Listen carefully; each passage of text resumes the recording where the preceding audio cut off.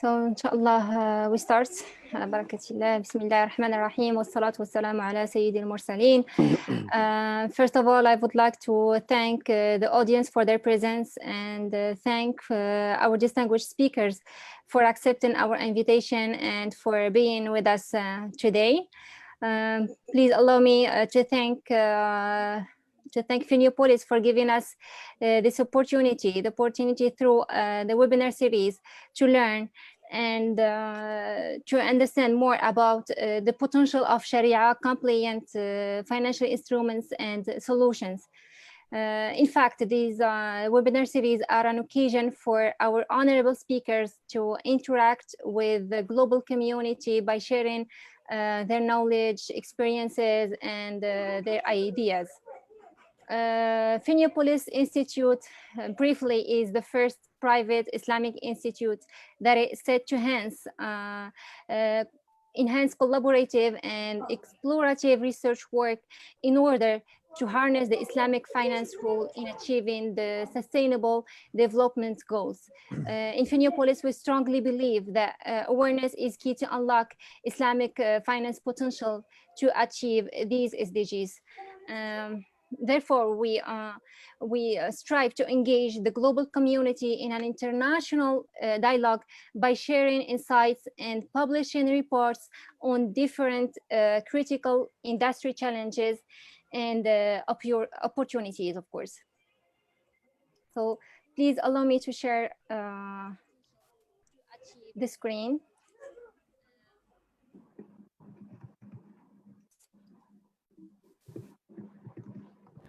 So our webinar today is about promoting Waqf System, new solutions towards better achievement of the SDGs. And first of all, I would like to introduce my honorable speakers.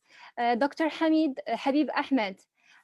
He's a professor and charter chair in Islamic law and finance at University Business School. He's a professor. He has authored more than 100 publications in international referred journals on various topics in Islamic finance, as he has also worked as consultant for various international organizations. We are pleased to have Dr. Atif Shabrawi with us. He holds a PhD in modeling of risk in France. He's an expert in Islamic finance, sustainable development, entrepreneurship, and innovation. And he wrote several books and researches on Islamic finance, business incubators, etc. We are also delighted to have Sheikh Abdul Qadir Ammar Idrisi. He's an Islamic finance leader and Sharia advisor. He has over than a decade in Islamic finance consultancy industry, and he built a strong experience in delivering product development and transformation projects in finance, Islamic banking and microfinance, takaful, capital markets, fintech, and crowdfunding projects, etc. Now he's leading the Islamic social finance discipline in Finiopolis. We are also honored to have Dr. Mohammed Ali Shatti. He has a PhD in Islamic finance from France, and he joined the Islamic Development Bank in 2010. And now he's an acting director of the Department of Islamic Financial Sector Development since 2019. And we are very pleased to have Mr. Hamid Rashid, who is the founder of Fintera, the blockchain technology platform for Islamic social finance. He specializes in technology API development, technology commercializations, and project development. And he has over 18 years of technology consulting experience. He has master's degrees in IT and management and a certificate in organizational leadership. So since in fact, between 2006 and 2018, SISRIC, which is Statistical, Economic and Social Research and Training Center for Islamic Centuries, has determined priority SDGs for extreme relevance at the OIC countries. These graphics in front of us show the available statistics related to 6 of these SDGs, which are, first of all, SDG 1, no poverty. So despite the statistics show that despite the significant improvements, the progress is insufficient to end extreme poverty by 2030. SDG 2, zero hunger. Also, it's clear that the slow progress in eradicating undernourishment urges solutions at all levels. SDG 3, good health and well-being. The slow pace of improvement of health sector in OIC is clear. SDG 4, quality education. The OIC countries need to take the necessary measures to improve education sector. Now we see in the statistic that the average is high for participating rate in early child education in 2018. For SDG 8, decent work and economic growth, it seems that it's hard to achieve the target of 7% GDP growth per annum. As you can see as example, the pace of unemployment is decreasing very slowly. And finally, SDG 9, industry, innovation and infrastructure. During the period 2000 and 2018, manufacturing value added as a proportion of the GDP has increased just by 1.1, which is a slow pace of improvement. So briefly, this current economic situation of the OIC countries in terms of high electricity rates, lack of good health care, high unemployment rate, the spread of poverty, and the low level of food production must encourage us to study the institution of Waqf, which has played an instrumental role in addressing the socio-economic issues in the Muslim societies. Now I would like to give the floor to Dr. Habib to give us his presentation. But before, I would like to give the outline of our webinar today. We're going to start with Dr. Habib Ahmed. He's going to talk about the role of Waqf to achieve the SDGs. And then our honorable speaker, Atif Shabrawi, will talk about Waqf as a social enterprise. And then we're gonna see the effectiveness and the efficiency of Waqf and Sharia issues with Dr. Abdul Qadir. And then we're gonna finish with the practical cases with First Minister, with Dr. Mohammed Ali Shatti. He's going to talk about the experience of the ISDB with the Awqaf Properties and Investment Fund. And then Mr. Hamid Rashid is going to talk about the blockchain technology and Waqf and tell us more about the experience of Fintera. So Dr. Habib Ahmed, please, I give you the floor. Thank you very much. Let me just start by sharing the screen.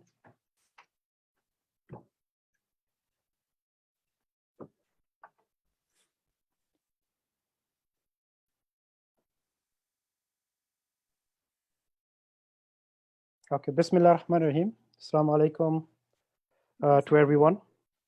The title of my talk today is Waqf and SDGs, an introduction.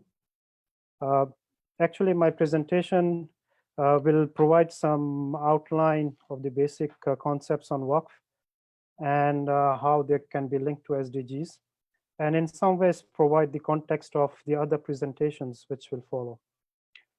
In the first part of the presentation, I'll briefly cover the SDGs, and then in the later part, look at how Waqf, actually look at the concepts of Waqf and how it can contribute to the promotion of SDGs. SDGs can be looked in different ways. One way to look at classify SDGs is to look at the economic, social, and environmental aspects which SDGs can contribute. As we are aware, SDGs was launched in 2015. The same year, the Paris Agreement was actually initiated. And as we are aware, Paris Agreement focuses on environment. So there is some overlap in terms of the environmental issues, both in the SDGs and the Paris Agreement. Now, SDGs are very ambitious, and they actually require a lot of investments.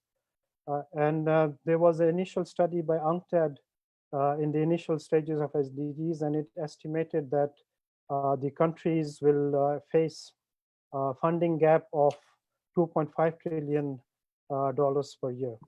And they would be need to fill this gap by the public, private, and the nonprofit sector. The public sector, of course, being the government, the private sector, mainly the financial sector, and nonprofit includes the charitable sector. And in an Islamic society, it would include zakah and waqf.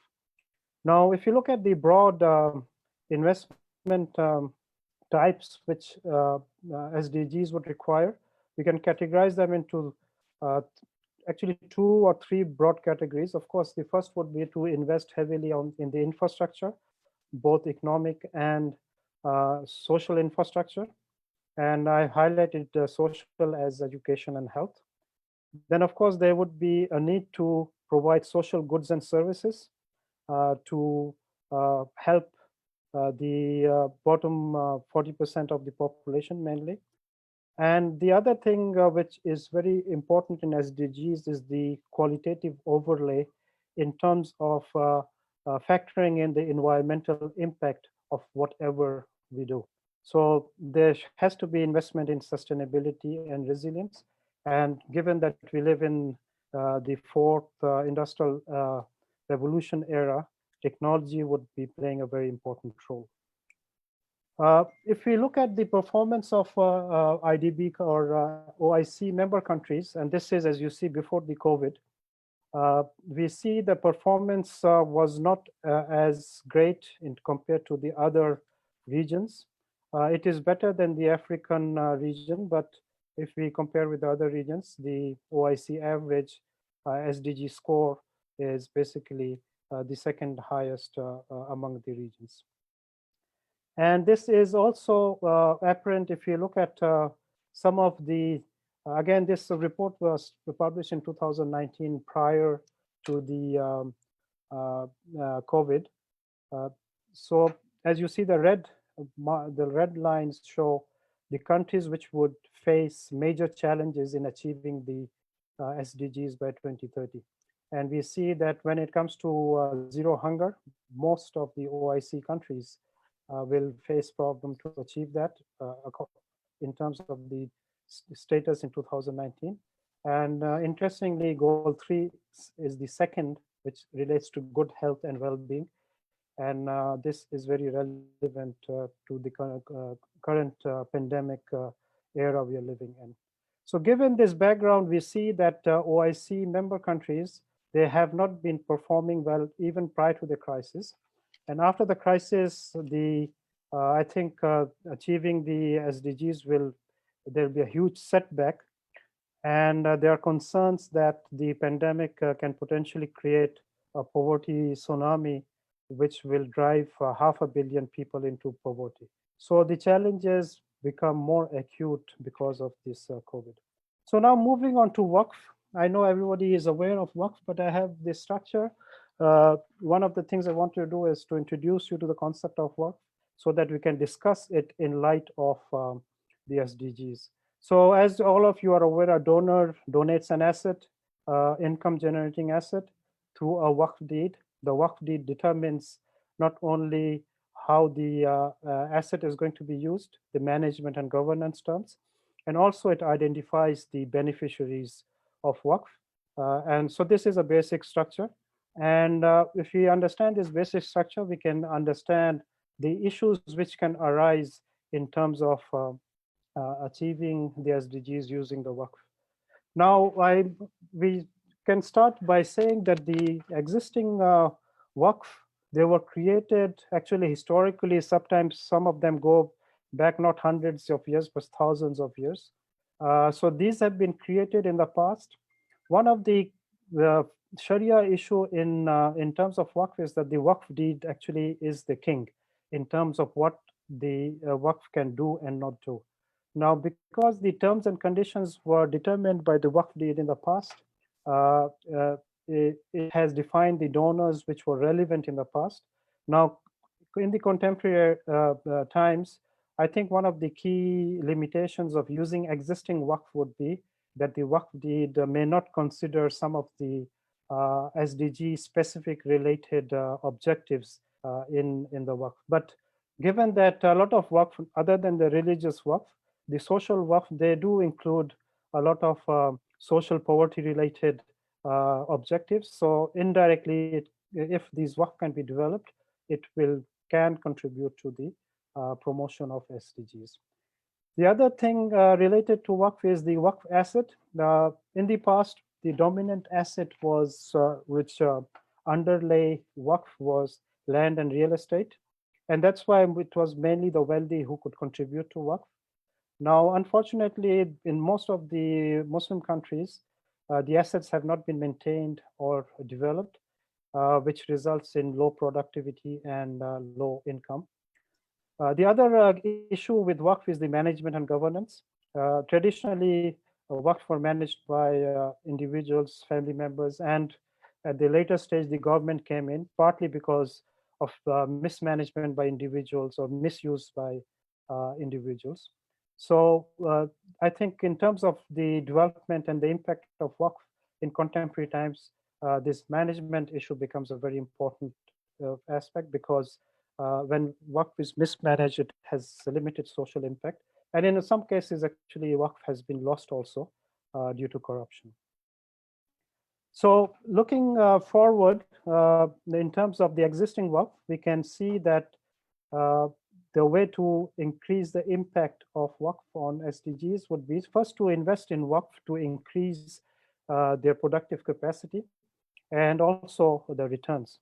And this can be done in different ways, and it can be done by the Islamic financial sector, financial institutions. Waqf Properties Investment Fund, which is a body of IDB created in 2001, is one of them. And Dr. Mohammed actually will go into details of how this operates. And of course, we can tap into the capital markets. We have examples of Singapore, for example, raising funds from capital markets to invest in Waqf. And the very famous example is the Zamzam Tower in Makkah, which was financed by using Sukuk. And now recently we also have contemporary these crowdfunding platforms which can be used to actually rehabilitate and develop the existing Waqfs. And a good example for this is My Waqf, which is based in Malaysia, where 6 Islamic banks came together and created this platform. And the objective is to raise funds to invest in existing Waqfs so that their productive capacities can be increased. And actually, it has been very successful. I saw on their webpage one project which was there to raise 369,000 ringgit, and they ended up collecting 878,000 ringgit, which was 230% more than what they were expecting. So it shows that this new technology can actually be used for promoting the Waqf. And as I mentioned, the other key issue is improving the governance and management. During contemporary times, we really need to manage the Waqf professionally and also provide advisory services related to inheritance and legacy management. In the West, these services are available, for example, trust services, which deal with these things. And I think one of the things which Islamic finance industry can provide is to come up with these services for Waqf management and advisory services. Moving on to the new Waqf, each generation of Muslims have actually contributed to the Waqf. I think it's in our times, we also have, as generations actually to contribute to this social capital, which contributes to the societies. And nowadays, if you see, most of the trend is that most of the work is in form of cash. Land and real estate is very expensive, and the other benefit of using cash, of course, is that everyone can contribute. Once the Waqf gets the cash, it is converted into some income generating assets, and these assets basically become a part of the Waqf. There are different instruments which are used, for example, Waqf certificates, as I mentioned, Sukuk, and also digital platforms, not only to invest in existing Waqf, but also to invest in new Waqf. And again, in Malaysia, there have been some very good examples, including the Waqf in Johor Bahru, which has created a platform issuing Waqf certificates and use the proceeds of the Waqf to establish hospitals and clinics for the poor. The good thing about cash Waqf is that now not only the rich, but also the average person can contribute to the Waqf, because you can contribute £10 to $20, for example, and perform this worship of Sadqa Jariyah, because as we are aware, Sadqa Jariyah is something which is very important for a lot of Muslims. It is something which we take with us when we die, and this cash Waqf and these new instruments gives opportunities to everyone to contribute to the creation of Waqfs. So moving forward, in terms of SDGs, I think, as I mentioned in the beginning, there are three key areas where the focus needs to be, in some ways, attention needs to be paid. One is, of course, the social infrastructure. The social infrastructure, the corpus of Waqf, the capital of Waqf itself can be basically the social infrastructure. So we are thinking in terms of creating hospitals for the poor, for example, educational institutions, and now with the technology, for example, even online systems which can benefit the poorer sections of the population. So all of this can be done by contract renewal. Please, Dr. Habib Ahmed, I would like to remind you that you have 4 minutes left. Okay, I'll finish in 4 minutes, inshallah. Thank you so much. Thank you. The second area is, of course, to provide social goods and services.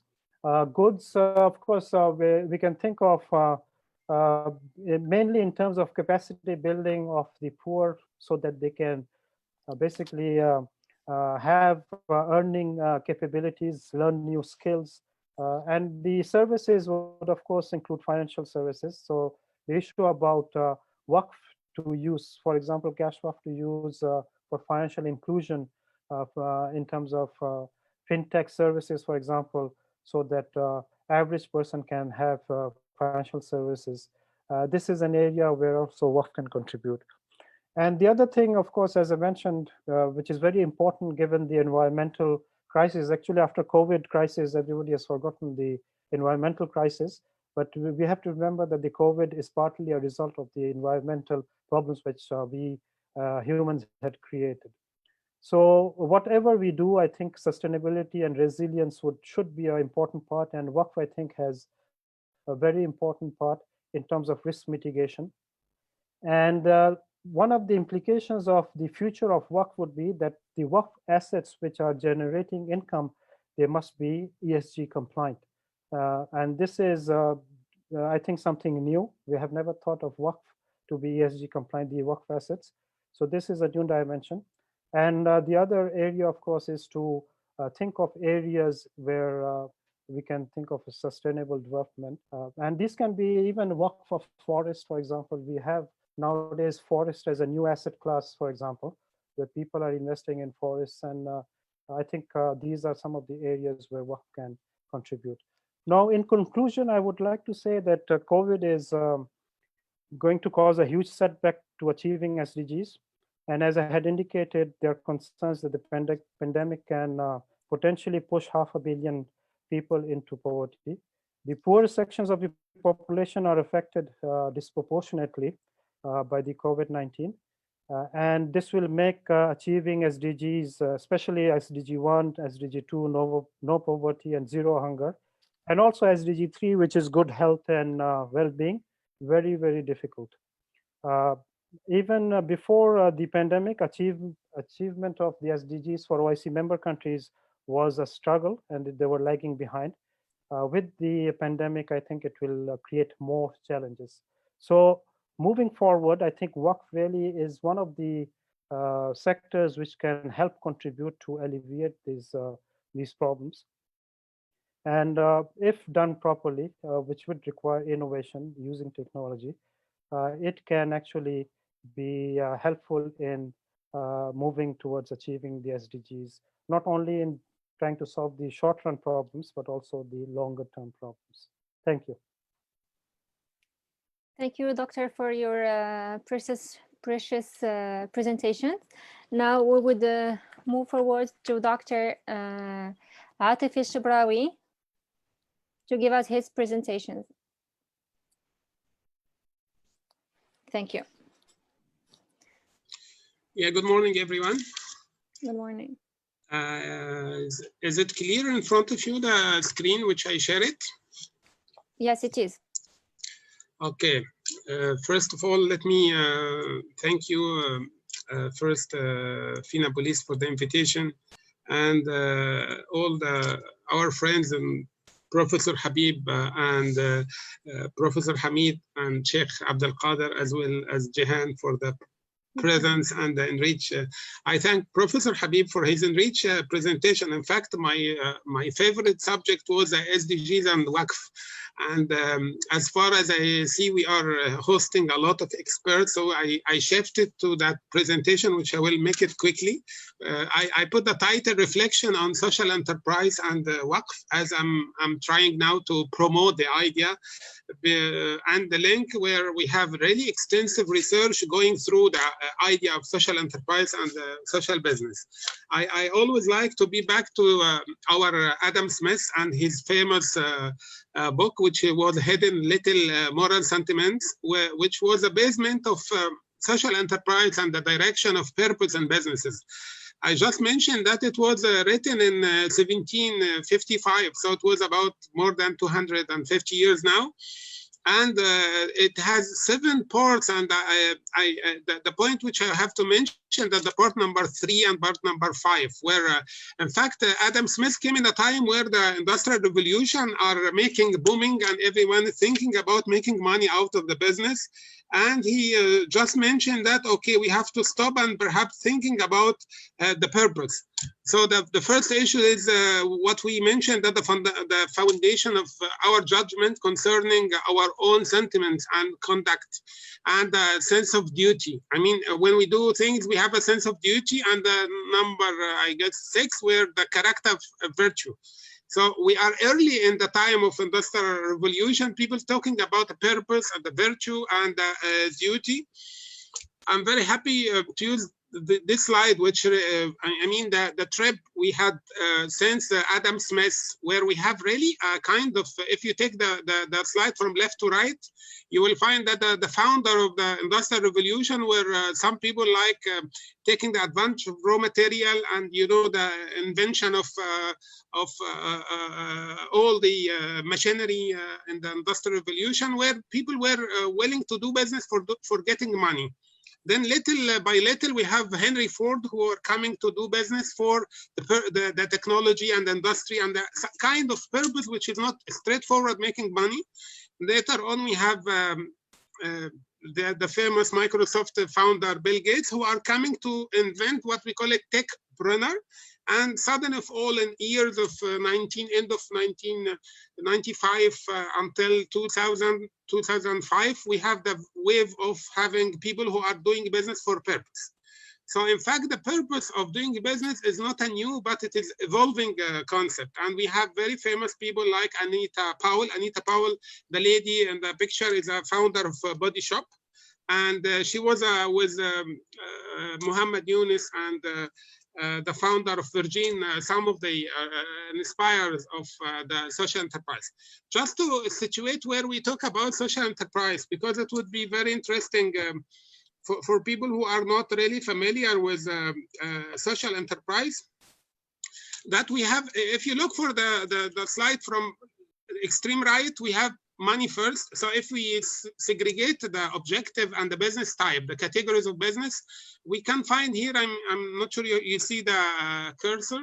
We have on the right side, people who are willing to do traditional business, and traditional business normally to make money and profit, and they do have their own sustainability because they do money, they generate money, and if they don't generate money, they stop doing business, because most of the laws of controlling the businesses in the countries are exiging that if the company is not making money for 2 successive years, financially they are broken. So on the extreme left, we have what we call it impact first. So people who are willing to do for the extreme one is a charity.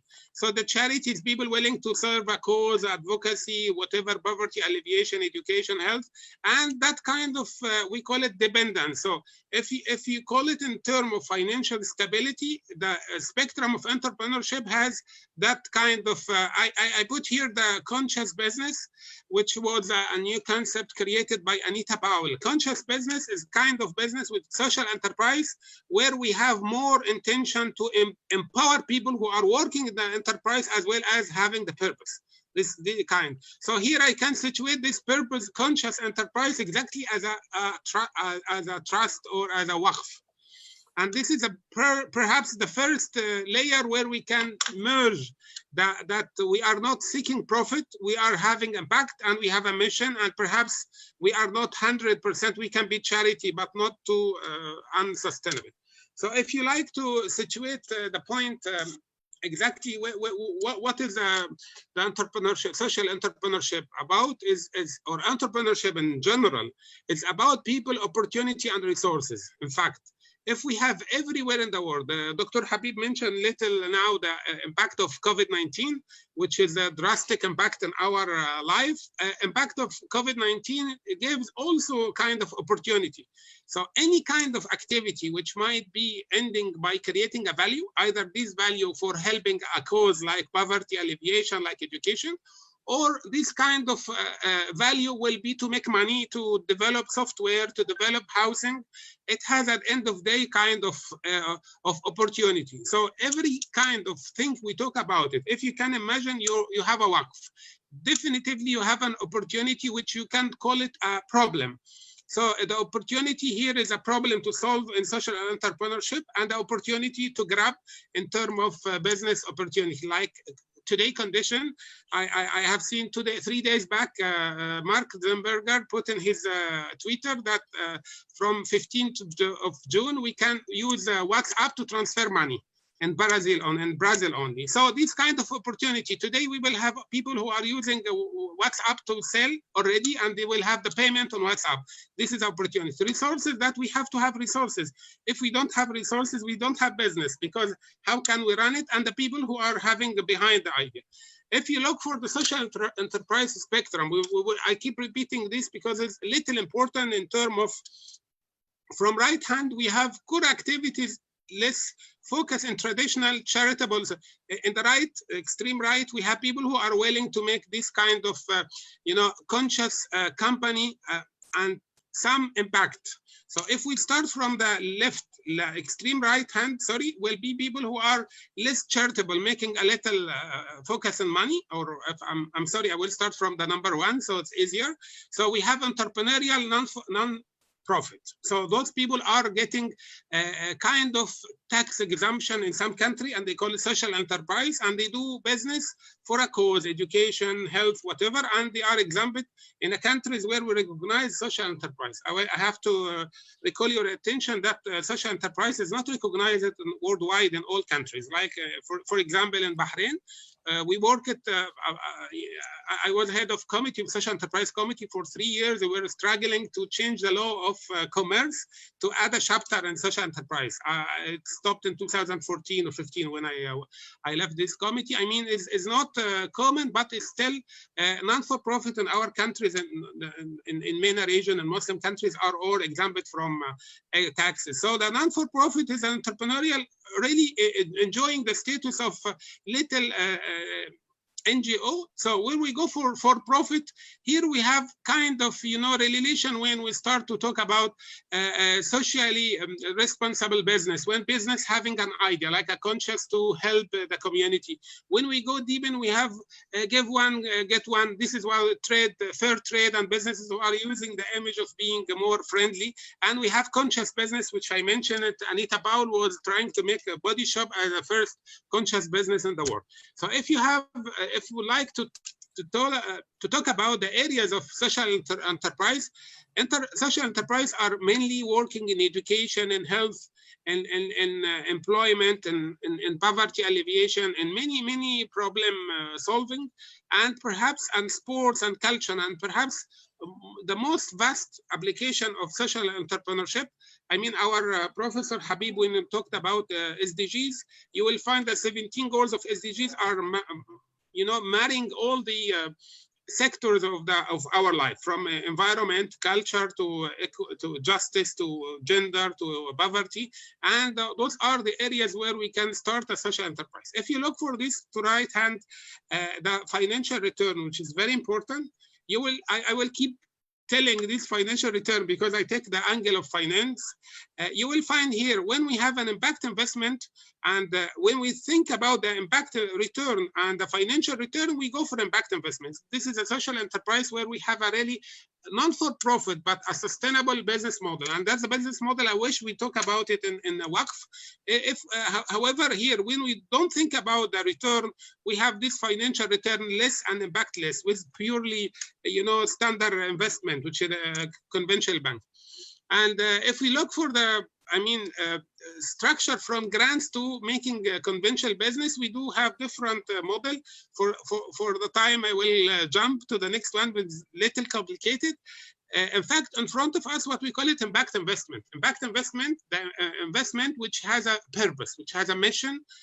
So we have the whole ecosystem. We have three colors here. If you start from the left, we have the impact only. So impact only, people thinking about the charity. They would like to spend money for a cause and they don't think about the return.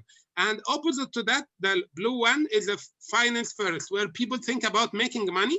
So this is traditional business. So when people think about making money, they can making money aggressively, or they can making gently and considering what they call it social corporate responsibility, or doing with fair trade and this. So we can still have that kind of traditional. But if we go the impact first here we talk about, I superposed in fact the Waqf here, because I do consider personally that Waqf regains the areas between impact only to impact first. Perhaps it doesn't, Waqf doesn't reach the point to be a finance first, but it covers different area. If you go from the revenue generating social enterprise, we have two types of impact. Either when we have a pure impact as a social, we don't have a return. We don't think about return, but when we have kind of revenue, we have a different model. Well, profit is start to talk about profit. Unfortunately, this is in Arabic. This is a translation of the three of the first slide. When you have the demand and the offer, from the extreme right here, you have the organization who are looking for impact. And this is a donation. And from the left, you have organization who are looking for the business. I go quickly for the time. So we have different way to measure the social enterprise impact, and we have very famous, what we call it social return on investment, SROI. In fact, if you look for the traditional business, we look definitively to return on investment, ROI. And this is the only way to evaluate the impact of the business is to make money. So how much money you make and what is the return, or IRR or IOR, and those are the indexes are using to measure the impact. However, in social enterprise, which is exactly the Waqf, if you call, we have a value, we have impact. And the issue, which is a very strong, repeated, that when we have a value, we have to keep doing the value. This is a major issue. I project in front of you here some of the changes of the business model Canva, and particularly business model for social enterprise. I work in a social enterprise since about 15 years, and I'm very fan of updating the model. perhaps some of people who are accommodated to see the business model canvas of conventional banking will see this is different canvas because of the major, if you look for the left, from left to right, in a business, in a conventional business, we have a client and we have a kind of business opportunity. In a social enterprise might be like a Waqf. We have a problem. We have education problem in our village. We have poverty. We have whatever you call it. We have a sanitation problem. So we have a problem and we have a solution. And perhaps from, yeah. Okay, I'm so sorry. I'm so sorry to interrupt you. We can't have enough from your presentation. I just want to remind you that you have no more than 2 minutes for your presentation. Please. Okay. Please. So I will go, in fact, I was willing to show this new model of business model canvas due to the 2 points, which from one side that we have a business model which is different for convention. So if you talk about Waqf, we have differently, a kind of different thinking. So as you know, and Professor Habib made the issue for me and made it sample because he introduced the Waqf. If I can link quickly Waqf and social enterprise, we say social enterprise is designed as application of human capital to produce social capital. The same function, by the way, a same purpose for Waqf, where we are thinking about Waqf as non-profit organization. So the similarity of perhaps the single difference that the donative way or the donative purpose of Waqf perhaps needs to be married with that kind of entrepreneurial of social enterprise. If you see here quickly, I try to summarize the major points.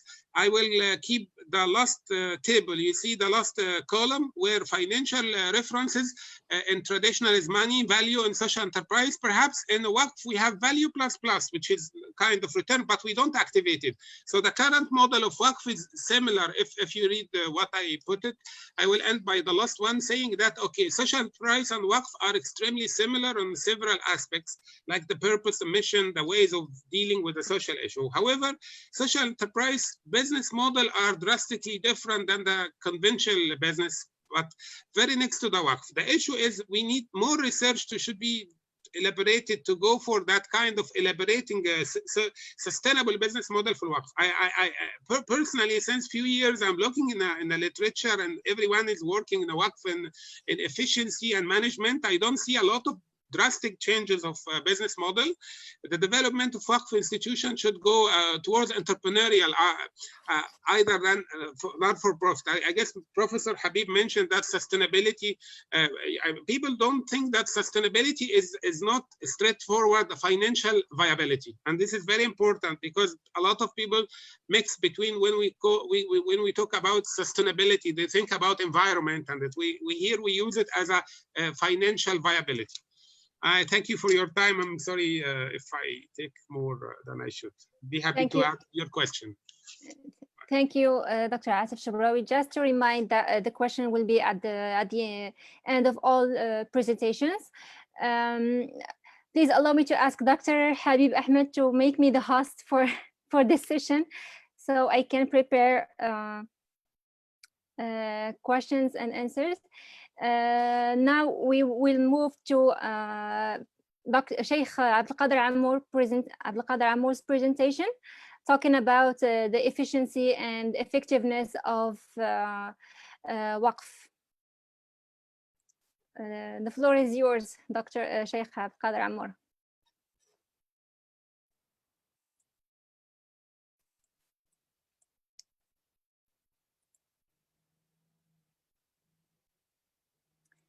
Sheikh Abdelkader, do you hear me? Okay, yeah, I am hearing you. Yeah. Assalamu alaikum. Please, before Dr. Habib, would you please make me the host? And thank you so much. 15 minutes for you, Sheikh Abdelkader, please. I did already. Thank you so much. Okay. My presentation is with you, if you can show it, because I am using my phone and it's a little bit difficult to show my presentation. Actually, today I want to talk about the maqasid al-waqf. And in Sharia, we have two types of maqasid. We have the general maqasid, and a lot of scholars, they wrote about that. And we have the maqasid of each bab fiqhi, or each chapter, or each area in fiqh. Waqf has its own maqasid. Today, I want to mention a few ideas about that.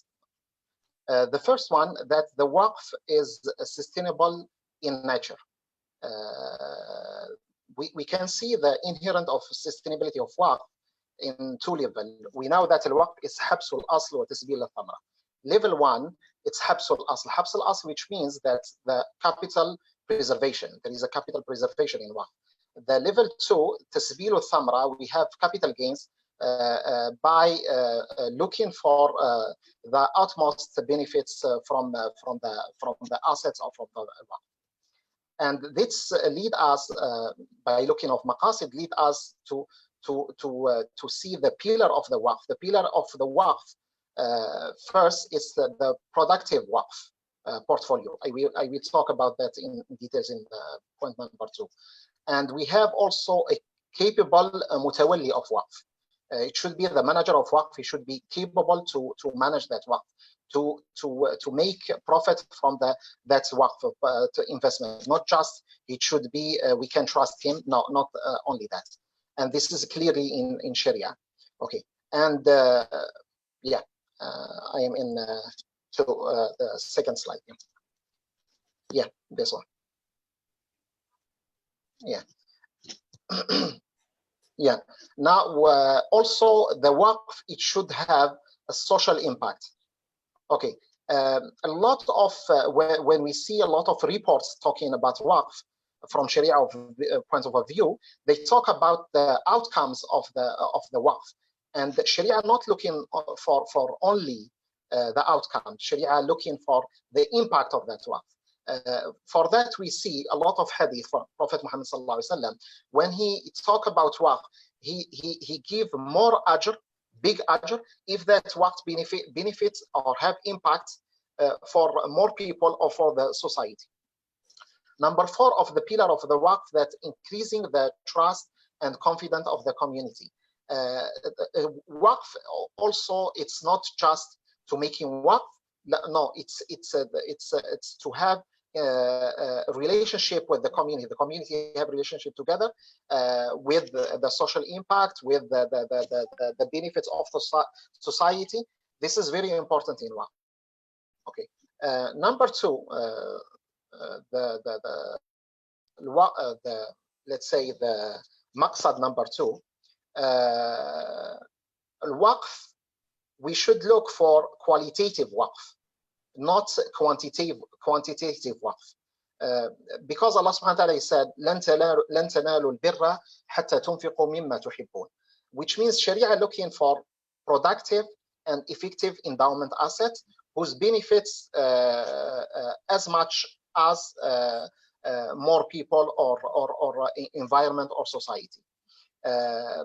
But if we see now a lot of Islamic endowments, we find there is some assets, useless assets, some assets we cannot rent it, tentable, not tentable assets, low in value, and this, it will cost us time, it will cost us a lot of effort, it costs financial and personal efforts without getting more and more benefits.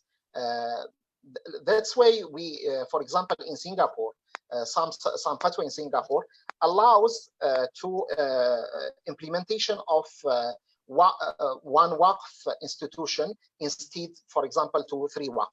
Why? To reduce the cost and acquire a higher value assets. This is very important because we need to give a people, a society, not only the academic level, all the society, that the Waqf, we want the Waqf not just for Waqf, but we want the Waqf to achieve the need of Ummah, the need of society, the need of the impact of in society, not just to making any Waqf. Because, for example, there is a lot of Waqf manager in Saudi. They talk about land, kilometers of land, it's useless. And they do their best to make it, for example, to check the cost of that Waqf to make it benefits. The cost, it's more than the benefits. The number 3, if we see number 3, go to the slide number 3. if we look, there is two types of waqf in Sharia. We have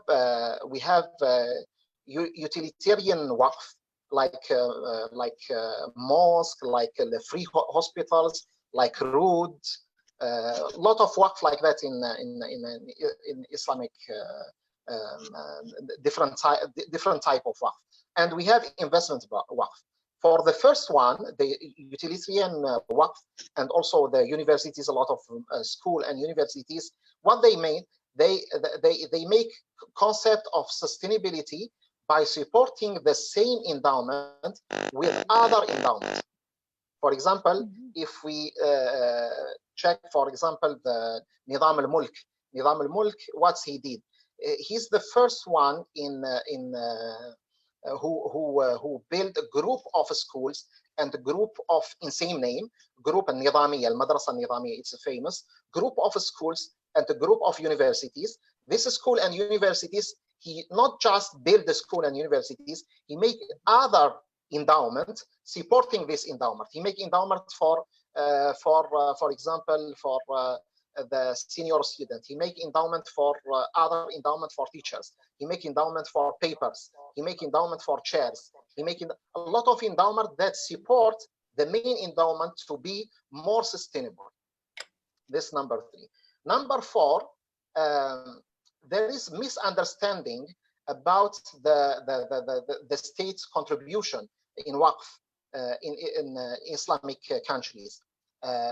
Previously, the state, the government, what they did, they support to build, especially in healthcare, education, and services sector. What they did, they encourage the government to spend, and they encourage wealthy people to spend to have a sustainable education system, sustainable healthcare system through the waqf. Not the society, only the society they did that. Like a lot of researchers, they said that the government, they didn't do anything. No, it's mainly the government. If we check, for example, the King Nuruddin Mahmud al-Zanki, he made a lot of awqaf himself and encouraged wealthy people. And there is one writer, he wrote about his awqaf. He said, I cannot write one book from his awqaf. If I want to mention all his work, I need the books to just mention the name of his awqaf. We have also Salahuddin al-Ayyubi. Salahuddin al-Ayyubi is the first one who built schools for madhab. Hanafi. Salahuddin al-Ayyubi he's Shafi'i. Nuruddin Mahmud Zanki was Hanafi.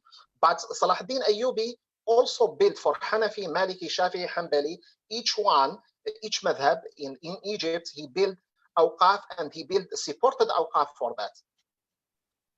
If we go to number 4, also the creativity and innovation in waqf. This point is very, very important because Sharia ordered the endowment and absolutely desire it, but without restriction, without any limits, without any prohibitions. If we compare that with, for example, with Salam restriction, there is a restriction in Salam, for example, in weight, time, and also in delivery of capital.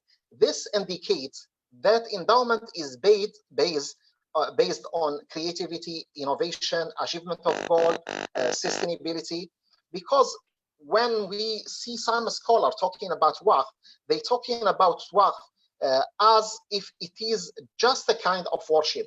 Now, a waqf is not just a kind of worship. We say in Arabic, waqf ibadah, but ibadah ma'qulat al-ma'na. We know why. We know the reason behind of this ibadah. The reason of this ibadah, it's to benefit the society, which means it's not like other ibadah we cannot change or we cannot. This point also very important. Okay. Please, the 3 last slides, please, Doctor. Yeah. The 3 last slides in 3 minutes, please. Okay. Yeah, sure. To keep time for other speakers. Okay.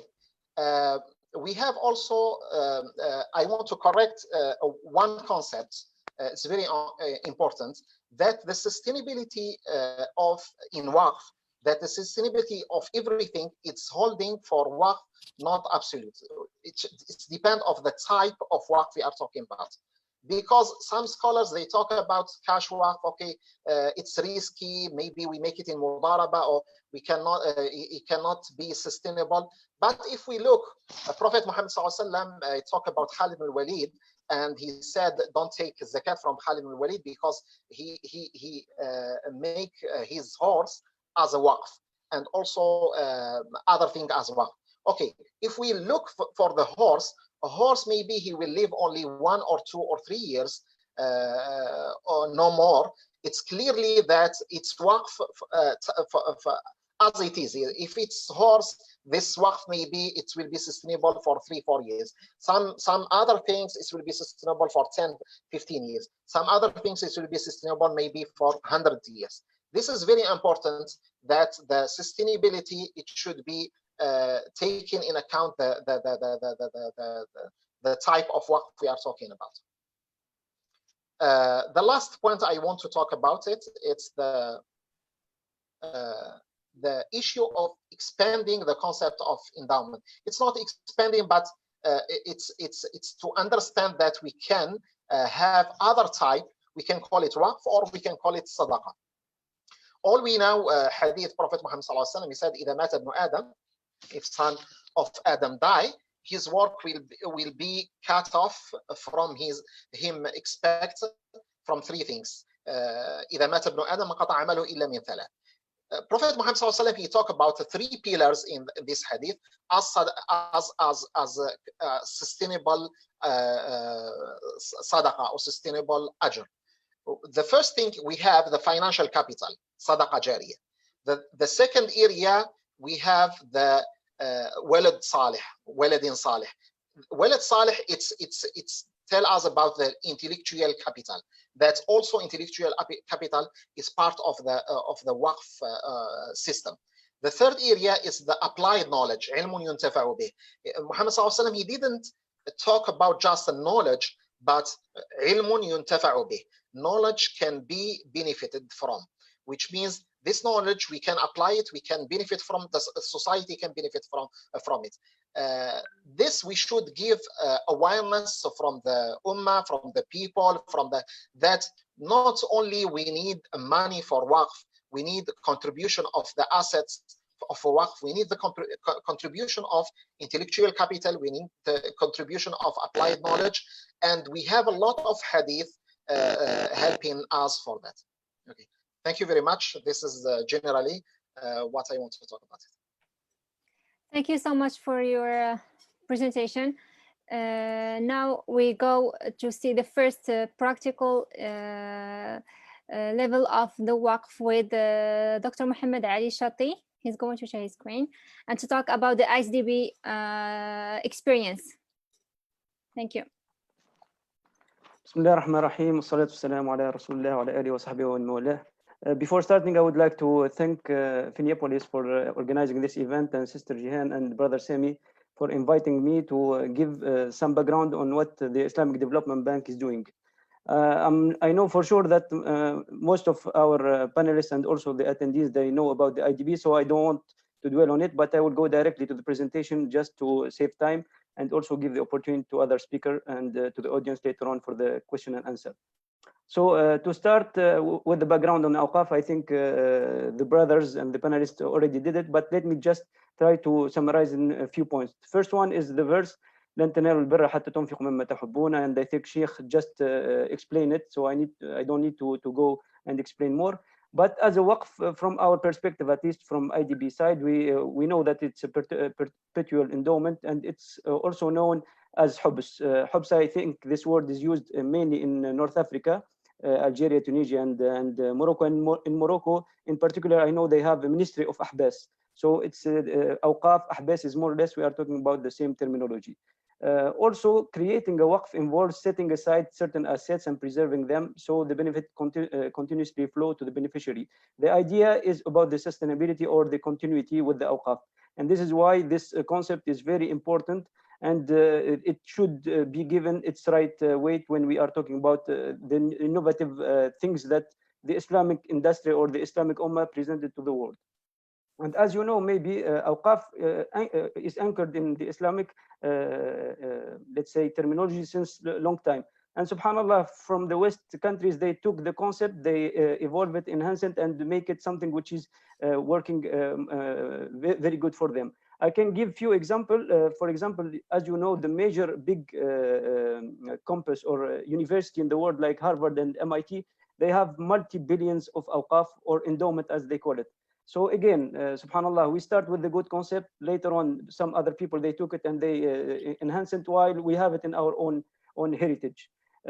Also, as Sheikh presented, we always talk about the real estate awqaf or real estate endowment, while also we have this cash endowment, which is now more and more getting its right weight. And I think Brother Hamid, in the presentation, which will be after me, he will be explaining more, especially with the link about the blockchain, the crowdfunding, and how we can marry these concepts together, inshallah. So the idea of the Awqaf Property Investment Fund, it started as a fund in 2001. It was established in 2001. The main idea when we started this fund was to provide financing for the development of idle Waqf land. And we come back to the Sheikh when he was explaining that today we have a lot of aradi muhmala, idle land, all over the Muslim countries. And unfortunately, the Nazir or the trustee who is handling this land, they don't have the financial capacity to develop them. So we are with a very weird situation where we have prime location, plot of lands in the middle of the big cities, but on the same time, you have the Waqf, and you have the Shart al-Waqf, and you cannot even use them. So the idea of the fund established with this idea to be like the financial power or the financial catalyst to help this let's say awqaf to develop them. But again, we are not helping the direct use or the end beneficiary. We are not, for example, as a fund, we are not supporting building mosques. We are not supporting relief activities. Actually, we come in the middle. We are what we call the second degree development. So the idea, simply, as I will explain now in this scheme, is for the NGOs or the beneficiary organization, they will come to us and they will say whether we have cash or we have a land, and we need the support of the Awqaf Property Investment Fund to have or to own a real estate. So from our side, we will be providing them with the financing, and the income generated from the real estate will serve two purposes. It will serve to repay the loan coming from the Waqf or from the fund, and on the same time, the remaining part of the revenues will go to the beneficiary until the full repayment of the loan. After that, all the revenues from this real estate will go directly to the beneficiary for all their activities. And to link it with the SDGs, we are talking today that the fund is covering at least 6 of the SDGs directly, and indirectly almost all the SDGs. We are talking about SDG number 1, SDG number 3, 4, 8, 10, and 17. And at the end of the presentation, I will give you some success stories or some example where you will see how we are really impacting these SDGs. So the relevance of this fund to the infrastructure, social infrastructure development, again, as I said, at the end, the ultimate objective post completion of the project is to help these Waqf being self-sustainable and to support their activities. Also, the private management and incentive structure to support the poor through this fund. Alhamdulillah, so far, APIF projects have successfully supported NGOs active in different areas and supporting infrastructure services. And the main particularity of this fund is that it is the only fund within the IDB group, within the Islamic Development Bank, which can support Muslim countries and Muslim communities in non-Muslim countries. And I will show you later on the geographical spread or diversification of our projects to understand and to have more idea where we are supporting today. So, sorry. So as a financial resources today, we have two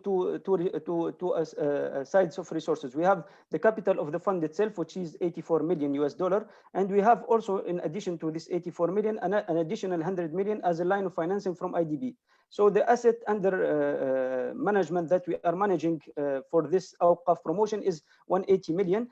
And just in February 2020, we got the approval from the board of executive director of the IDB to increase the capital of the fund from 100 million, like the capital per se, not the line of financing, the capital from 100 to 500, which shows also the big demand that we are receiving today from NGOs and charitable organizations, and also the huge market that we can tap in. And unfortunately, today we are the only fund which can support this kind of activities.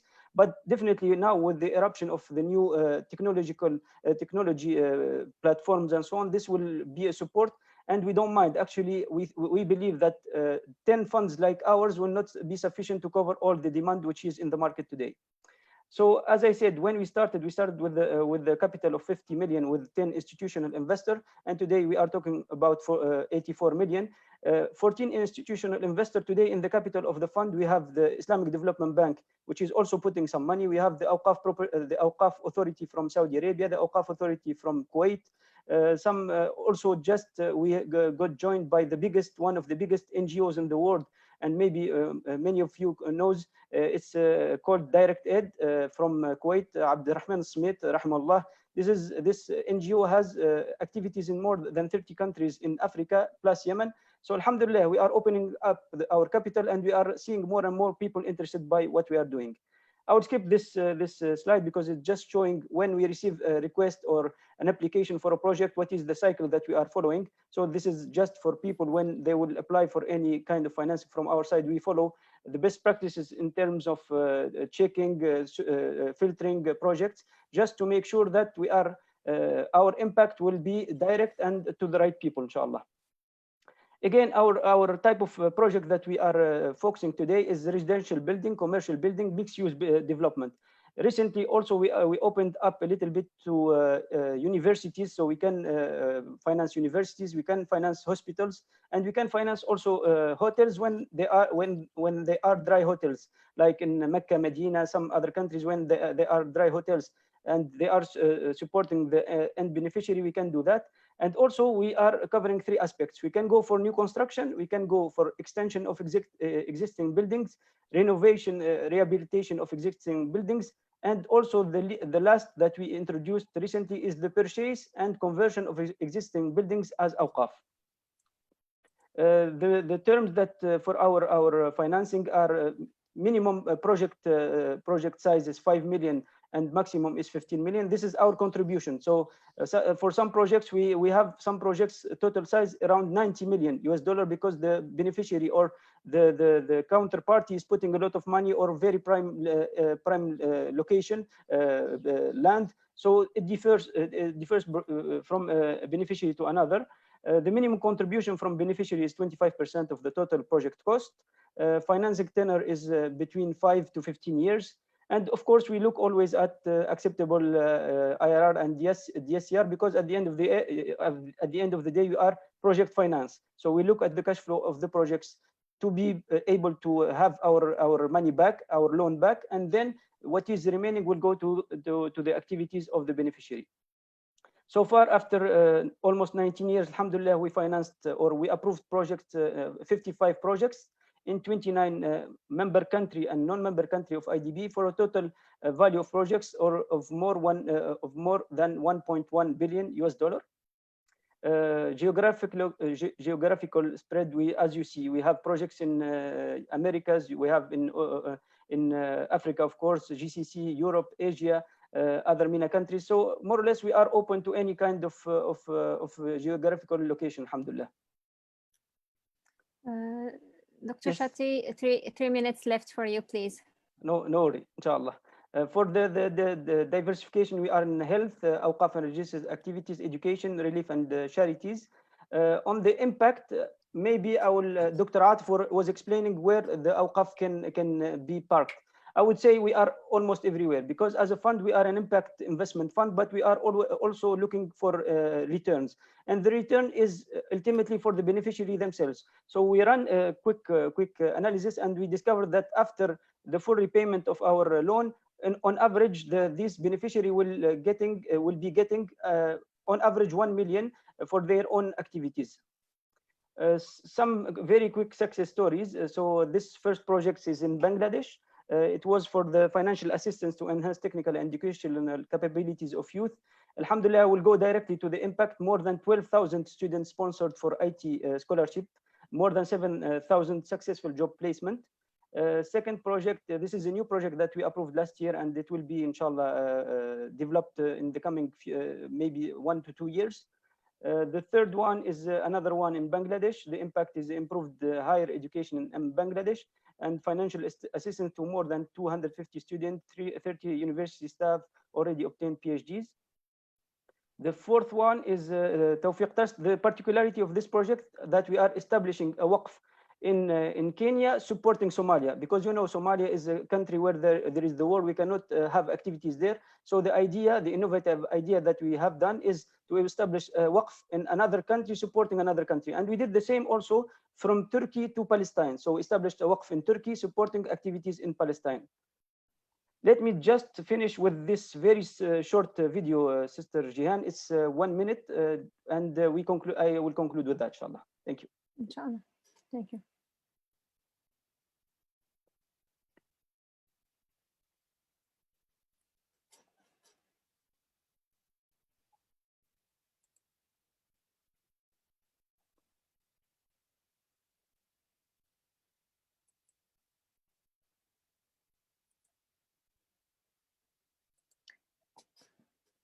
Would you please share with us the audio? Oh. Without. You are not hearing? Without here. No, we're not here. Sorry. What I can do, maybe I will share the video in the later. Top. The top? In the top. Yes, in the top. In options. Options, you will find allow or share audio. Something like that. Where is it? I'm not seeing it. Sorry for that. Never mind. I will send to you, maybe if you can send it to the audience after yes. after the presentation. So this is my last no, slide. Just as a matter of a new initiative that the bank is working on, we are also exploring blockchain and crowdfunding platform just to open up also for the new technology. We are establishing a new fund for Saudi Arabia with the 1 billion Saudi Riyal as a new fund, and we are exploring other activities, whether regional or at local level, just to empower more the Awqaf business. Thank you so much. Thank you for your interesting presentation. Now we're gonna finish with Dr. Hamid Rashid and the Fintera experience. Isn't it, Doctor? Yes. Assalamu alaikum. Let me just share my screen. Sure. I hope everyone can see that screen. Yes, it's clear.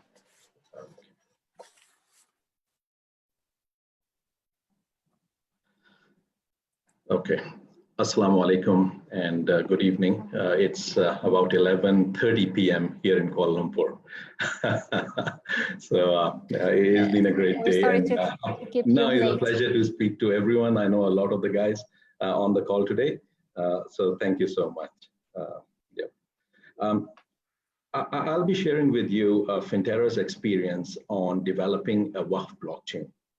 Fintera is a fintech company registered here in Kuala Lumpur, Malaysia, also registered in Singapore, Hong Kong, and Abu Dhabi.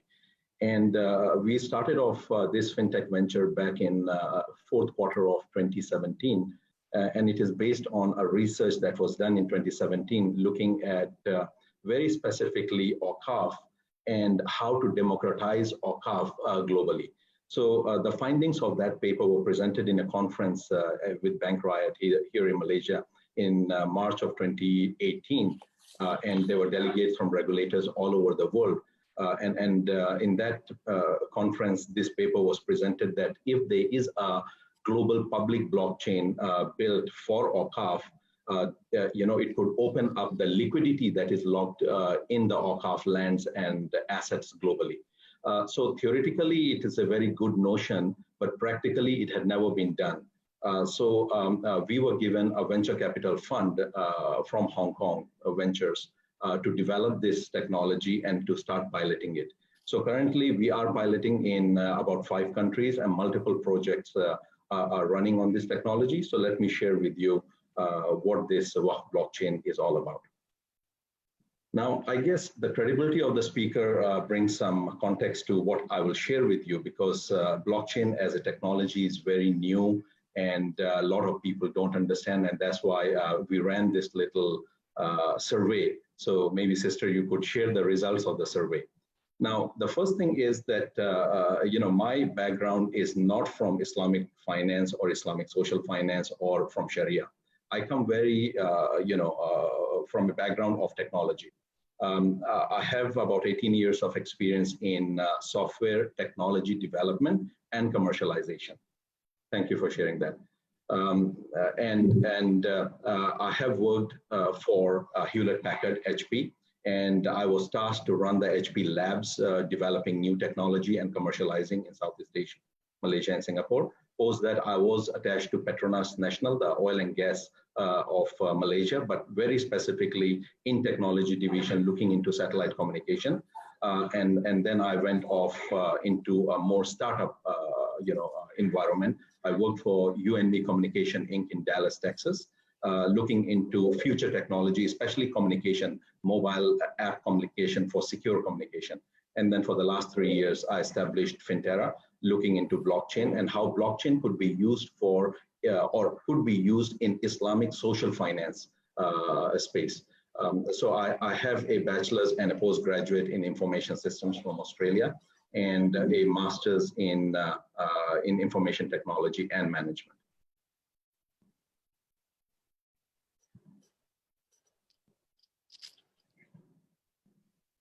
Now, what quickly I'm going to cover with you, within this 15 minutes time is the blockchain technology, because from the survey, it clearly shows that everyone knows or have heard about blockchain, but only a little bit. You're not very well versed on what this technology is all about, what the benefit of this technology, are, and who out there, especially enterprise, are using this technology, and how does it apply to, say, Islamic social finance or Islamic finance. Then I will take you into a little bit of, my research and my, take on Islamic social finance and why Waqf. So specifically, why Waqf? And then we go into the system itself on Waqf, on the blockchain, and what are the advantages of it? Because if you really look at it global, right, in a global survey, Awqaf and Waqf are very unautomated and undigitized. So if you look at, say, compare it to Zakat, Zakat is very well institutionalized, and all of Zakat systems today are actually software systems, and they are automated. So whether it is Zakat calculator, or it is Zakat payments, or Zakat, complete accumulation of funds or fund management of Zakat, and the Zakat disbursements are completely automated in processes. And all of these processes are either a software or maybe a cloud-based system. So why has Waqf been left out for so long? And what would it take for us to get Waqf digitized, automated, and bring it to a grassroots level so that the community on an individual level could actually touch and participate into Waqf? So this, blockchain has become an enigma for most people around the world. They have heard everything about it, but they don't understand it, and kind of they've heard the wrong things about it. So just like the dot-com days, where internet became so popular back in 99 and then the year 2000, Y2K. And the first, I guess, interaction or the touch that you had with the internet was basically for 3 things, right? Number one, we had internet for chatting. So we were actually just chatting online and meeting people. And then we were just going and browsing pictures, and sharing pictures. And the third was that we were sending emails. So that was all the use for internet. But if you compare it today, without internet, kind of our lives are disrupted. We have internet on our mobile, we have internet Wi-Fi at home, on our laptops, and we live off internet. So blockchain is basically the second, internet world, and this is the evolution of internet that's coming into a new technology called blockchain. Most people have experienced blockchain or heard or equate blockchain to Bitcoin, right? And why Bitcoin? Because few years ago, Bitcoin price basically went from few cents all the way to $20,000 US per Bitcoin. And there were a lot of schemes running, a lot of people made money, a lot of people lost money. And this is where our first, awareness of blockchain came, because we heard that blockchain could power cryptocurrencies. But let me clear something. Cryptocurrencies and blockchain are two separate things. Blockchain is the operating platform, just like Microsoft Windows operates your machine, your PC. And Microsoft Office is an application that runs on Windows. So Bitcoin is only an application, or cryptocurrencies are only an application that run on blockchain, and they are not synonymous with each other, okay? So blockchain is just the operating system. You can build a lot of different applications on the blockchain. And Bitcoin or cryptocurrencies are just one of the applications of the blockchain. And so there are many projects that could be built, just like the Waqf blockchain that has been built on the blockchain, but it does not have any cryptocurrency or any crypto element of it, okay? Now, what exactly is this blockchain? Now, everyone knows IT. So if I say network, database, security, IT security, you understand what I'm talking about, right? But when I talk about blockchain, you cannot visualize what actually is within the blockchain and what makes blockchain operate. So blockchain is nothing more than IT, but different aspects of IT have been put together into a single technology called blockchain to operate, and it gives it more power compared to what we have developed so far, whether it's cloud computing or it's data centers or any other thing. So those pieces are, the first thing is the network part. The blockchain is a decentralized network compared to our standard networks that we have today in our banking or many telcos. So in banks, you know that sometimes you go to the branch and they say the system is down because it is centralized. Your data is within the HQ of the bank. When you go to a branch and if the network is down, they're not able to pull your account details from the HQ. So what blockchain did was blockchain decentralized the network by making each branch or each server as a node of its own. So your data is replicated into every single node. So whenever one node goes down, doesn't mean the total network goes down. Okay, so that's a very key thing of blockchain, that it is totally decentralized. And it is shared publicly. So why it is shared publicly is that every transaction that is registered on the blockchain is published on, publicly published, and anyone having a hash of that transaction is able to view the transaction. So imagine that all your banking transactions are cryptographically hashed, right? And only if you have the private key, you are able to open your transaction history or details. And if you share your private key with anyone else and they insert that, they are able to see your transactions as well. So total data is secure because it is cryptographically written and loaded into the internet, into this decentralized network, and only available to people who have the private key. So this publicly shared data is extremely valuable, especially for interagency data sharing. Of course, it is very, very secure because it is using cryptography for the first time in securing data versus using firewall or using antivirus and things like that to secure the data. It is using cryptography. Data can be trusted 100% because the source of data, once the source of data writes into the blockchain, it cryptographically writes it, and only the owner of the private key has access to it. So if I receive a private key and I open that data, I can trust that data 100% because if the private key came from the source and it works to open the data, then the data is credible. So like that, blockchain has so much fundamental paradigm shift in IT that it makes it so unique compared to what we have in terms of cloud, the current security, the current infrastructure that we are maintaining in enterprises. Now, over time, what we have realized that in blockchain, the maturity level of the technology has been growing, but because the technology is just mainstream, only 4 or 5 years old, it is still not proven. So a lot of large enterprise accounts are adopting blockchain for the first time, trying it out, and only realizing what the strengths and weaknesses of it is. But maybe the key thing with blockchain globally has been the regulatory and the legal compliances in every country. I guess looking at 2020, most countries, whether it is Bahrain, Saudi Arabia, Singapore, Malaysia, have certain regulatory frameworks already coming out from central banks and Securities Commission. But compare it to in 2017, there was no such thing.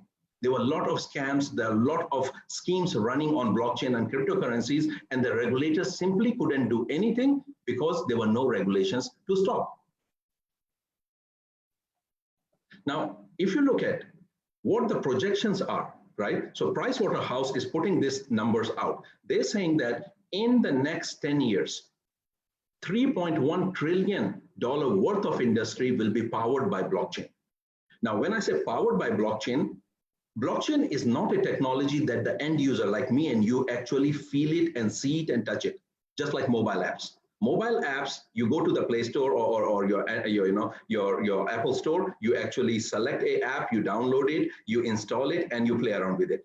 But things like database is powering every single application that is running today, whether it's on the internet or on your mobile. But have you ever touched database? Have you ever seen what the database is doing? No, because it's a backend technology. So blockchain is a backend technology. It is always powering the applications that are running in the front end, whether on your web or on your PC or mobile, but you don't get to touch it. It's similar to a database. So look at it, that how many industries are getting affected by blockchain, and public sector is one of the big areas that's getting impacted, and of course financial industry as well. If you look at the total capitalization, the market capitalization of the crypto asset that are out there today, and these numbers are old. When crypto assets were at the peak, Bitcoin was at $20,000 per Bitcoin. Crypto asset value today out there in the cloud is $550 billion in crypto, capitalization. So if you compare it to the capital reserve of the different nations, crypto assets today are equated at 20th position globally, $550 billion. And can you see who is 21st? Saudi Arabia capitalization is only at 448 billion today. And Malaysia, of course, is way below on position 25. So can you see the value of or dollar value that has already gone into crypto asset, and how capitalized is the crypto asset industry? So now we should think of how this technology is disrupting and going to disrupt us, right? Now, disruption is one thing that we can talk about, and internet disrupted us, mobile apps and WhatsApp, WeChat, all of this disrupted us. But think of paradigm shift. So paradigm shift happens is when we are not making marginal gains in efficiency and others, but we are taking a very big leap. So blockchain is a technology that has taken a gigantic leap and has changed the paradigm of ICT itself. Imagine applying this technology in an industry like Islamic social finance. So when I say Islamic social finance or Islamic social economy, right? Islamic banking is only 15 or 20-year-old invention.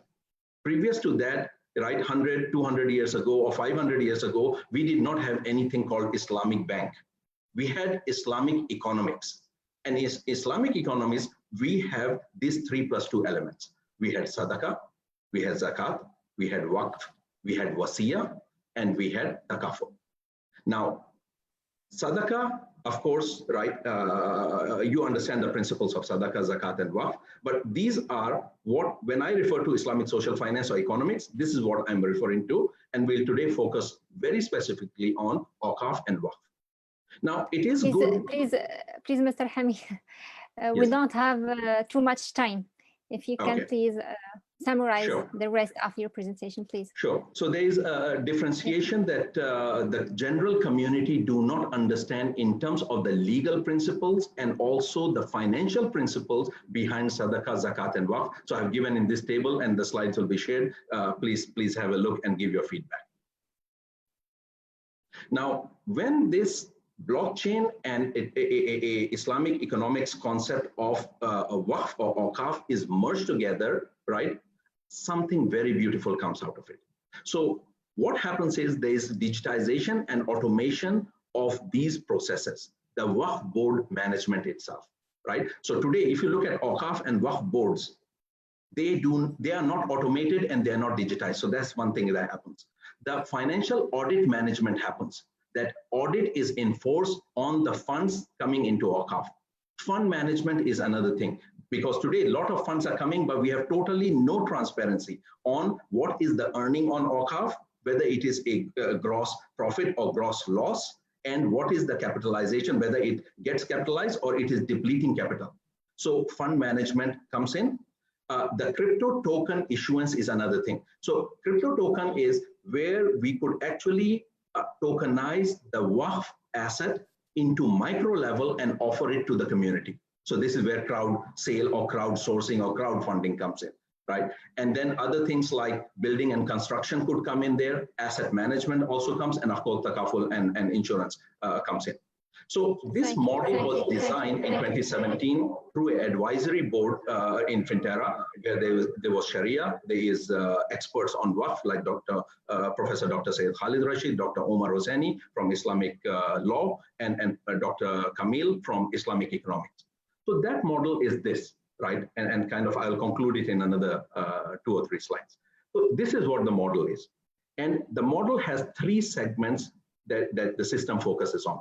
Segment 1 looks into the collection of the fund, the Waqf fund itself, where it follows regulatory compliance of central banks and Securities Commission globally, where the donors get registered. They go through a KYC process. They have online payment gateways integrated that they can pay the funds, and the whole thing has very easy accounting and is a mobile application, and there's a front part to end part of it. The second part is where there is the Waqf administration and also the fund management. Now, Waqf administration is that Waqf boards and Awqaf could come into the platform and create the need for fund. So it could be a cash Waqf raise, or it could be a Waqf development fund actually paying out certain dividend. So these could be instruments like Mudaraba, Musharaka, Sukuk, Ijara, whatever instrument could be created into a smart contract on the blockchain, published, and then the donors actually purchase that. So fiat funds goes over to the Awqaf for the development, right? And the smart contract remain with the donor as a proof of participation.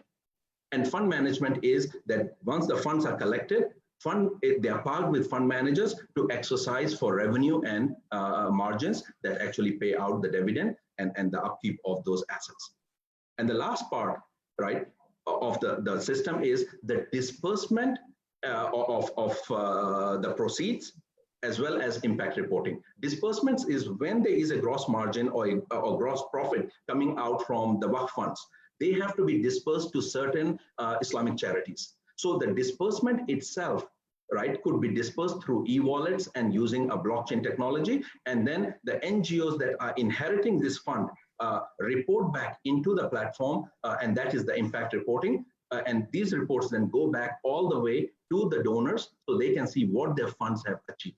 So this is the total technology. This is the screen of mywaqf.com that we launched with Central Bank here in Malaysia. And this is, mywaqf.com, this is the landing page.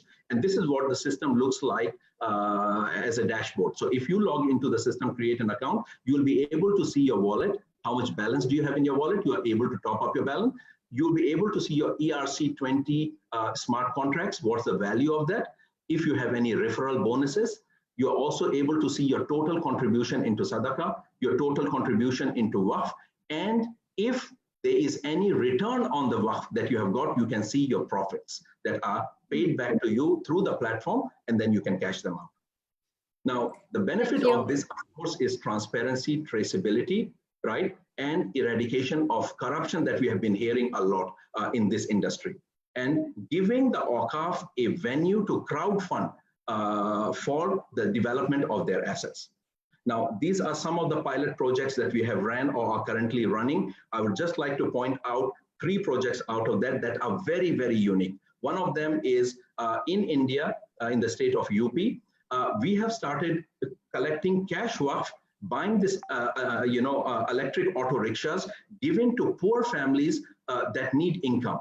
And they operate these rickshaws and pay back, right? And these auto rickshaws become the waqf. And they pay back the, to the depleted fund of cash waqf, they pay that. So we are running this NGO out of India, and we are buying these auto rickshaws and giving up. This is the latest one called My Physique. This is a corporate waqf, and surprisingly is a company, mobile company out of Australia, that they are going for listing in NASDAQ. They have given $100K worth of their shares as corporate waqf as before listing. Upon listing, the shares will be liquidated and the fund will be used to finance multiple charities in the region. Okay. And the other 2 projects that I'm very proud of is this forestry project and dairy farm project in Malaysia, where it is built on waqf land given by the waqf Waqf, and financiers came in with cash waqf and other instruments, finance the development, and they get a dividend of between 8 to 12% per annum. So these projects, I'm very proud of them that are operating here in Malaysia. I hope the sharing of this gave you an insight of, a powerful technology like blockchain being used for a social, enterprise like waqf, and how much benefit it brings through the automation and digitization and transparency. Thank you very much. Thank you very, very much for your precious presentation. Now would like to move to questions. I've seen our honorable speakers already answering to questions in chat. Could you please give us just a summary idea about the questions and the answers, so everyone can benefit from the answers of these questions, please? Dr. Mohammed Ali Shati, if you can, because I've seen you responding to many questions. Actually, I got a few questions about how to apply for the financing from the Waqf Property Investment Fund. So I invited the people just to submit their request on our email, apif@isdb.org. Also, just to stress on the fact that we can finance projects in member countries of IDB, which is the 57 Muslim countries, and non-member countries where we have Muslim communities. So I'm seeing some question from Tanzania, projects in Tanzania, maybe in UK also. So definitely we are exploring a project in Tanzania. We have a few projects in UK. So we are open, inshallah, if there is any follow-up question after this event they want to send us, we'll be more than happy, inshallah, to respond and to ask the team just to look at all the question and try to respond on a very fast-track mode, inshallah. Thank you so much. Thank you so much. There was also a question about the performance of SDGs in OIC countries. How can they be linked to Islamic banking products rather than non-substantial amounts coming from zakat and awqaf? Maybe Dr. Atif Shabrawi, he already answered. Would like to hear from him, his answer. Yeah, okay, I try to answer. I guess that Dr. Habib will also can add some points. I mentioned that UN in 2018 had done a kind of deep analysis of the what they call it untapped source of fund for the SDGs, and I'm very proud to be part of the team who developed the relation between SDGs and Islamic finance, where they identified kind of 14 ideas and 14 projects. And UNDP Bahrain was organizing a big event for the Islamic world to celebrate in 2018. It didn't happen due to some issues, but really, actually, the link between SDGs and Islamic banking and Islamic finance is extremely strong. One of the big banks like Baraka Group in Bahrain already signed an agreement with 600 million US dollar for financing kind of 50,000 green businesses. Islamic Baraka Group, one of the bigger banking group, who already established a department with sustainable finance within the bank, and they have a vice president for sustainable finance, Dr. Ali and Adnan, and some of banks are taking seriously the issue to go for SDGs as opportunity. Because of that kind of, until today, bankers are not seeing SDGs as an opportunity, because we have in mind that question of infrastructure finance focalizing the interest. However, SDGs has many opportunity for small and medium enterprises, for education, for health, for a lot of sectors who are really profitable and high return on investment. So perhaps with the events like today, with the activity of Professor Habib and all the team here, a lot of people get more excited about what is the interest and opportunities within the SDGs, and inviting Islamic bankers and Islamic banking and Islamic financial institutions to understand really the dimension of the offer to opportunity. Over to you, Jahan. Thanks. Thank Jihan, you so much for your answer.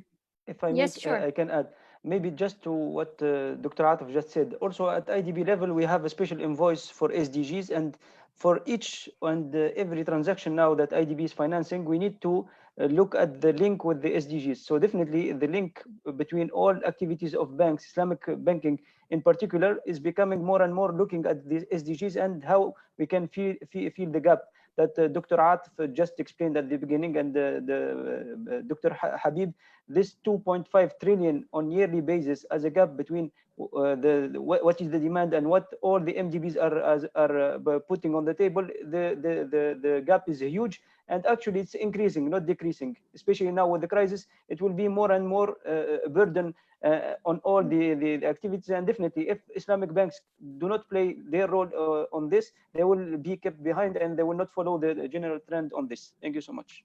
Can I add something to please? Thank you. Yes, sure, please. Yeah, I think we have to distinguish between Islamic finance and Islamic banking. Islamic banking is the largest, of course, sector in Islamic finance. I think there is, as I mentioned in my presentation, the two key ways in which financial sector can help SDGs. One is to finance the infrastructure. The infrastructure are huge capital investments. And I think the capital markets, Sukuk, are the right instruments to use. Of course, when you talk about Sukuk, Islamic financial institutions, they also invest. But it's not only banks, but you have pension funds, insurance companies, other non-bank financial institutions who can also help in the infrastructure fund. As for banks, Islamic banks, I think the key way they can contribute is mainly poverty-related issues. And I think financial inclusion is the best instrument. As we are aware, financial inclusion is a huge problem all over the world, and especially in the developing countries. And there is a direct link between financial services and growth. And I think that's one of the ways in which Islamic banks can contribute. But I think one of the conceptual problems which Islamic finance in general has is that we define Sharia compliance in a very narrow way as legal compliance. If you have to think about SDGs, we have to expand the definition of Sharia compliance to a broader definition which includes maqasid, and also factor in ESG, which is environment, social, and governance related screening with Sharia governance. I think what IDB is doing in terms of looking at SDGs in each project, that's the way to go. And actually a lot of conventional banks are doing that, but I think Islamic banks have to come forward and also add this additional broader maqasid, ESG related screening along with narrow Sharia screening. Thank you so much for your answers. I think we still have another question. Excuse me. Yes, somebody was talking about Sukuk. He said we didn't hear about Sukuk as part of the Islamic social finance. I believe I responded on that. Of course, Sukuk is a investment instrument or debt instrument in Islamic finance. But when you speak Islamic social finance, then there have been a lot of Sukuk issued for social finance, like Waqf link Sukuk. So I believe IDB has worked on few Sukuk which are Waqf link, as well as here in Malaysia through the Waqf. So they could be instruments that are favoring the social economics or social finance, but they are Islamic investment instruments. And also, I think I mentioned about some cases where Sukuk was used to raise funds to invest in Waqf, and Singapore, of course, is a good example. Movies there, some time back, they raised funds using a Musharaka Sukuk and invested in development of Waqf properties. Zamzam Tower in Makkah also used Sukuk al-Intifa to raise funds, and the building is just in front of the Haram. Yes, and the other, I think, that relates to what Brother Hamid here mentioned in terms of, I think in Indonesia, there is this digital Sukuk, which is issued by Blossom Finance to raise funds for microfinancing. And that relates to the, I think, blockchain-based structures, which you have mentioned. Maybe if I can add here, actually, I think what Dr. Habib and Dr. Ham just explained is exactly what IDB is trying to do. But also we are trying to explore new ideas in the way, instead of going for a project-based Sukuk, we are looking for a fund-based Sukuk or a program-based Sukuk, in the sense that we want to enlarge the scope, instead of being, for example, like the example that Dr. Habib just mentioned, the Zamzam Tower, or the other example. Now we are all these stakeholders in Islamic finance. We are working together and trying to brainstorm how we can take this kind of initiative to the next level. We're working on some kind of big initiative, marrying all these aspects together. So definitely innovation in this area is still going on. We need to have to have all the good winnings from everyone and try to work together and come up with something which will have, inshallah, a long-lasting impact. Thank you so much. Thank you so much. We have another question for Fintera from Mr. Bubkar Ajdir. He's asking about the first projects in India. Have they raised more cryptos or more fiat currencies? Would you please answer, Mr. Hamid Rashid? Yes. When we started the Fintera project, we started it in consultation with multiple regulators in Malaysia, Singapore, India was part of it. So the Central Waqf Board of Delhi, India was part of this, and Central Bank of Bahrain and few others. Now, we were given very specific instructions back in 2018 that because the regulations around crypto, whether to raise funds against crypto, the ICO or STO, and also issuance of the token, as well as a conversion of tokens back into fiat, is not regulated, okay, or there's no regulation. So not to participate into that. So what we did, the blockchain was created so that there are no crypto issuance out of it for the fiat funds. It is purely based on smart contract. So it is a digital asset, but digital asset is a mimic of a Islamic instrument. So example, Waqf link Sukuk digitized into a digital asset, and that is issued. So it is not issuing a token. Token, the difference is that you are able to take your cryptocurrency on an exchange, secondary exchange, and able to trade it for other cryptos and for fiat. But in case of Fintera, when we issue a Waqf link Sukuk for a specific project, you buy that digital asset, your fiat fund goes to the project owners, okay? And that digital asset that you're holding becomes like a Waqf certificate, digital certificate. And if there is a payout, then of course that smart contract gives you the payout and all that. So actually we do not accept any cryptocurrencies, neither do we issue any cryptocurrencies. Thank you so much. Would you like to add something, dear speakers?